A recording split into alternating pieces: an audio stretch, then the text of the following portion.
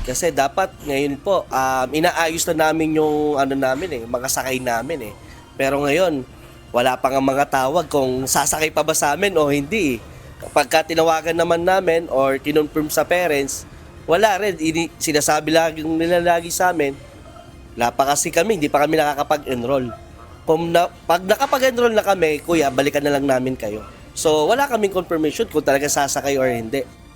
Dumadaing ng maliit na kita ang mga driver at operator ng ilang school service sa Marikina City, habang mataas pa rin ang presyo ng mga produktong petrolyo dahil sa epekto ng tensyon sa gitnang silangan. Paliwanag ni Peter Hasareno, driver at operator ng isang school service sa lungsod, dati-rati ay ang mga kliyente ang tumatawag sa kanila bago ang pagbabalik eskwela ng mga mag-aaral. Ngunit ngayon, sila na ang naghahagilap ng mga kliyente.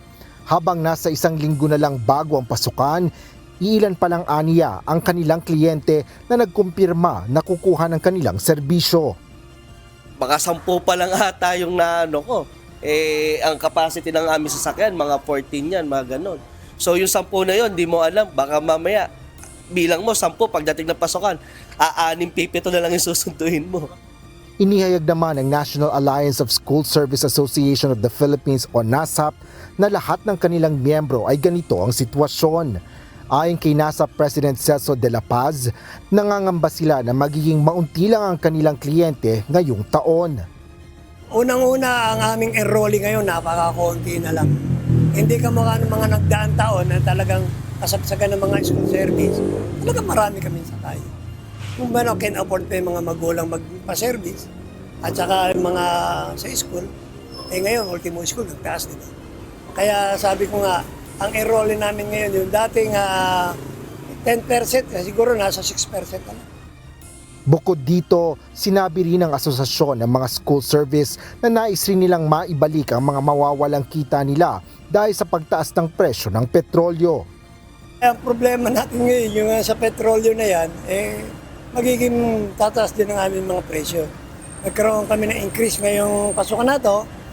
Sa ayaw at gusto ng mga magulang, wala kami magagawa Hindi na namin kakayanin ng taas ang ating krudo ngayon.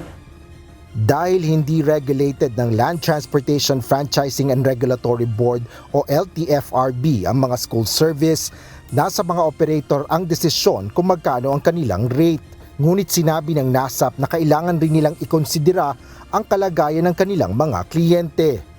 Ang in-rate namin ngayon, nag-increase kami ng 1,000. Pinag-aralan din namin kasi dati nung tumigil kami, ang minimum namin is 3,000. 57 ang krudo. Ngayon 84 na.